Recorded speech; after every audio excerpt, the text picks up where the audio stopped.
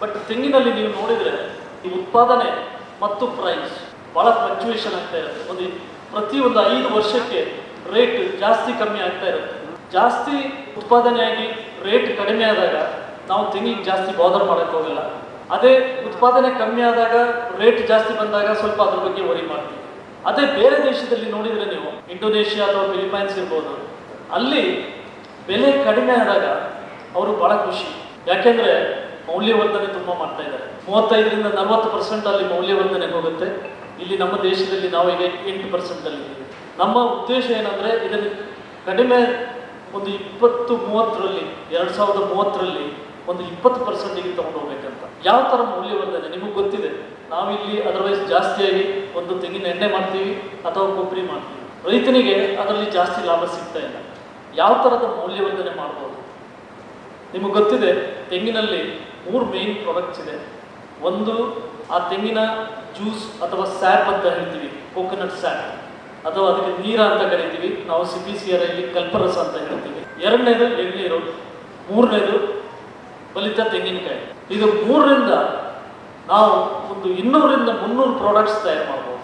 So ಪ್ರತಿ ಒಂದನ್ನು ಈಗ ನೀವೊಂದು ತೆಂಗಿನಕಾಯಿ 20 ರೂಪಾಯಿಗೆ ಹೋಗ್ತಾ ಇದೆ ಅಂದರೆ ನೀವು ಮೌಲ್ಯವರ್ಧನೆ ಮಾಡಿಬಿಟ್ಟು ಅಂದರೆ 25ರಿಂದ 30 ರೂಪಾಯಿಗೆ ತಗೊಂಡು ಹೋಗ್ಬೋದು. ಯಾವ ಥರ ಮಾಡ್ಬೋದು ಅಂತ ಅದರಲ್ಲಿ ಈಗ ಒಂದು ಮೇಯ್ನಾಗಿ ಇರುವುದಂದರೆ ನೀರ ಅಥವಾ ಕಲ್ಪರಸ.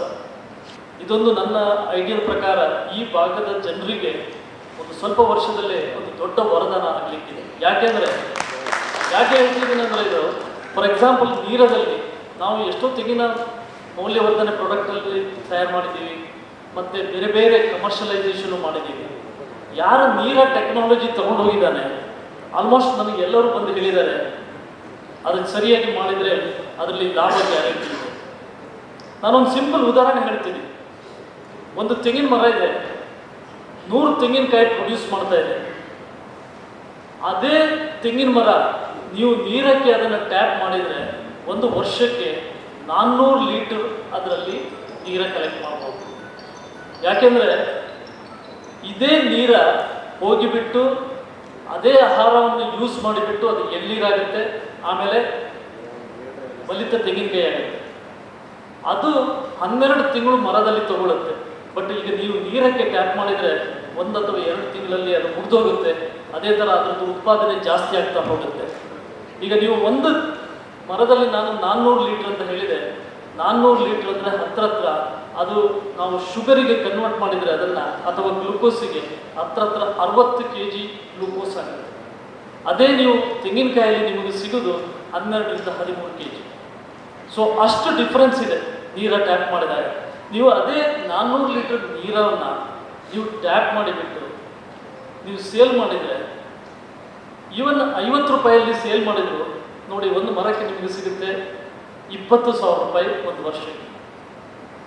ನಾವು ಏನು ಹೇಳ್ತೀವಿ ಅಂದರೆ ಈಗ ರೈತನಿಗೆ ಒಂದು 100 ತೆಂಗಿನಕಾಯಿ ಬಂದರೆ ಅವನು 20 ರೂಪಾಯಲ್ಲಿ ಸೇಲ್ ಮಾಡಿದ್ರು, ಅದನ್ನು ಹಾರ್ವೆಸ್ಟ್ ಮಾಡಿ ತೊಗೊಂಡೋಗಿ ಮಾರ್ಕೆಟಿಗೆ ಸೇಲ್ ಮಾಡಿದ್ರು ಅವನಿಗೆ 2,000 ರೂಪಾಯಿ ಸಿಗುತ್ತೆ.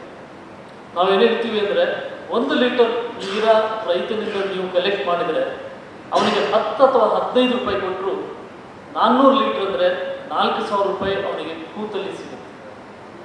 ಇದು ನಾವೇನು ಹೇಳ್ತೀವಿ ಅಂದರೆ ಈಗ ನೀವು ಕೇಳ್ತಾ ಇದ್ರಿ ಯಾವ ಥರ ನಾವು ಕ್ಲೈಮೇಟ್ ಚೇಂಜಿಗೆ ಅಡಾಪ್ಟ್ ಆಗಬೇಕಂತ. ಇದೊಂದು ಒಳ್ಳೆ ಟೆಕ್ನಿಕ್ ಇದೆ. ರೈತನಿಗೆ ಹೇಗೆ ಅವನ ಆದಾಯವನ್ನು ಜಾಸ್ತಿ ಮಾಡಬೇಕು, ನಾವು ಯಾವ ಥರ ರೈತರನ್ನು ಎಂಪವರ್ ಮಾಡಬೇಕು, ಅದಕ್ಕಾಗಿ ಮೌಲ್ಯವರ್ಧನೆಗೆ ಹೋಗೋದು ಭಾಳ ಇಂಪಾರ್ಟೆಂಟ್.